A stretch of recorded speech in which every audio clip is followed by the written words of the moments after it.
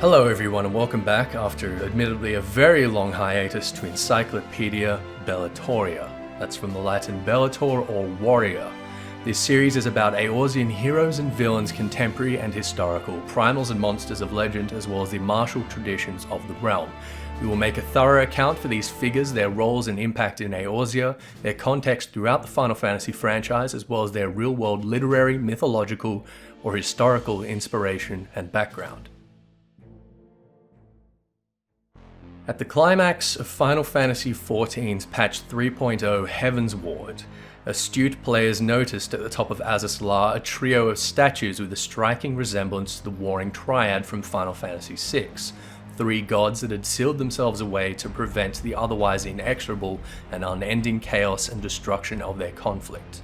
The goddess Saphir, the demon Zervan, and the fiend Sephirot. We have since learned in Eorzea that these three were summoned by desperate spoken tribes of Mericidia facing invasion by the Allagan Empire during the Third Astral Era, just as the Mericidian dragons summoned Bahamut, and just like Bahamut, they were eventually defeated by the Allagans, whom placed their bodies in a regenerative stasis, both to prevent the return of their essence to the lifestream for another potential summoning, and to provide the Empire with three massive and self-sustaining power generators. When Thordan reactivated Azys Lla and attempted to draw ether from these ancient icons into Ascalon, they began to stir from their stasis of 5 millennia, and the first to drift dangerously close to consciousness has been Sephirot the Fiend.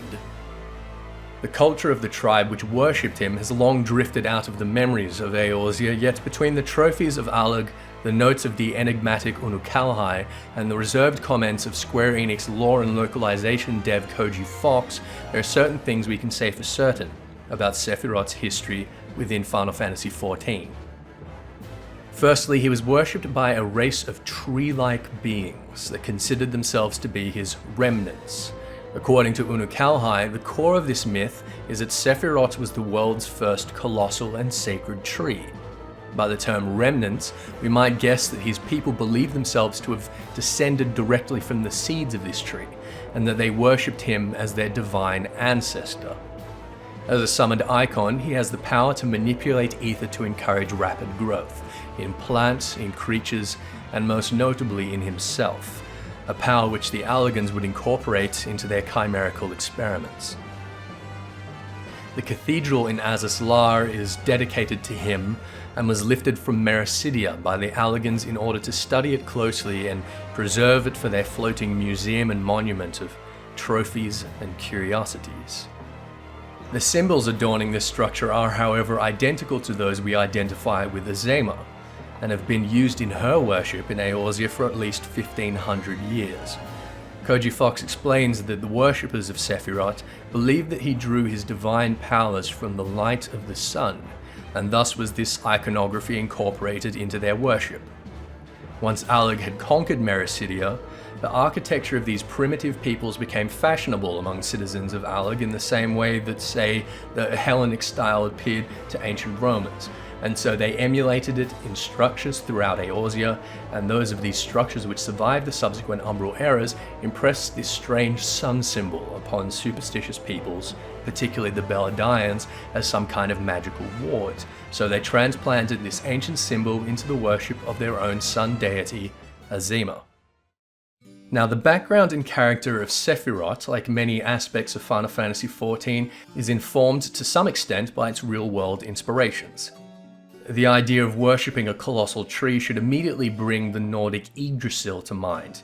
Yggdrasil is the center of the universe and connects the 9 realms, and although it is not considered a god in the strictest sense, without it the gods would not exist, and many sacred trees such as Lirad and Mimameidir are considered emanations of it. If we transplanted a race of tree people into the old Nordic universe, they would understandably consider Yggdrasil, or any of these emanations they encountered, to be the supreme Theos, a god without which no other gods, or even the universe itself, could exist. Then we have the matter of Sephirot's name. Sephirot is actually a plural for the 10 discrete aspects of God in the Hebrew Kabbalah, the ways in which he reveals and expresses his will which is reflected upon all of creation. Given that Abrahamic monotheism takes man to be created in the image of God, the Sephirot is also a blueprint for the human soul. In essence, to understand the Sephirot is to understand everything. I cannot pretend to be an expert on Jewish mysticism, but in the briefest possible overview, the 10 categorical vessels of Sephirot as listed in the Cordoverian Kabbalah are as follows, and I hope you will forgive my appalling pronunciation of Hebrew.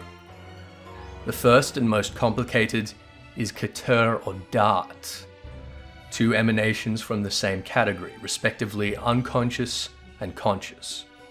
Keter is the divine creative will, described as the crown and the unifying metaphysical principle of Sephirot. Da'at is conscious knowledge and the unifying state of the Sephirot as it is found in man. Kokmah is wisdom, the pre-conscious spark of an idea.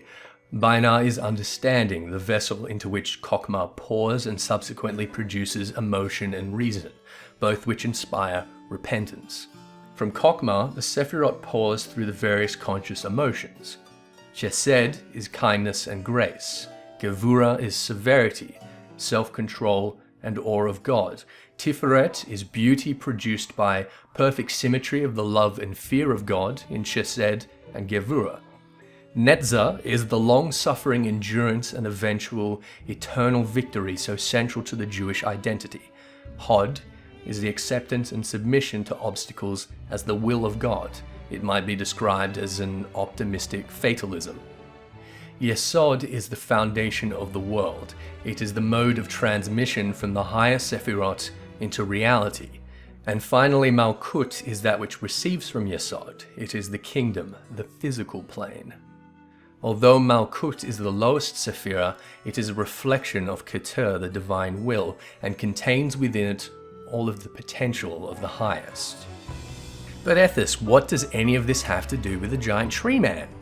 Well, due to its conceptual structure and visual representation both, the Sephirot was classically rendered often as a tree, and in contemporary Judaism and much non-Jewish occult mysticism, it is described as the tree of life.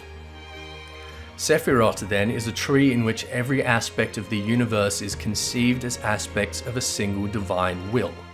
If the worshippers of the Merisidian Sephirot think of the tree of life in the same way, they see Sephirot in all things within and without themselves, every idea and potential, and this directly informs the power of the icon which they summon to resist the Allegan Empire. If the refugees of Little Alamigo were allowed to summon Rauga, they would be calling upon the destructive spirit of the world, the most important and revered aspect of the universe to an Alamegan, but only an aspect nonetheless. The prayers that would summon Rauga would be his followers' thirst for the destruction of their adversaries. In this way, each of the 12 represents one or two concepts, and summoning them would draw from the emotions or ideas informing these concepts. In a metaphysical sense, to fight Rauga would be to fight the yearning for destruction in his worshippers. To fight Ramu is to fight the xenophobia of the sylphs and their faith in an ancient and powerful magi. I believe that Sephirot, on the other hand, is a far greater magnitude of faith and commitment. Sephirot is all things in one, and when his people called him forth, they were not merely expressing their anger or their fear, not merely channeling their idea of the sun or the moon, they were willing the entire universe to mobilize against the armies of Alag. It would be the equivalent of the collective Eorzean people summoning every one of the 12 and every other aspect of their spiritual beliefs into a single being, and for such a goal they would surely commit every resource, every breath of ether in the entire continent. Such was probably the commitment made by the children of Sephirot in Merisidia. The primals of the Eorzean beast tribes, which we faced in A Realm Reborn, are pitiful and incomparable to the monster that is Sephirot, and it is a monster that the Allegans nonetheless beat into submission at the height of its power, and that the Warrior of Light has canonically now destroyed with the assistance of only a handful of echo-touched comrades.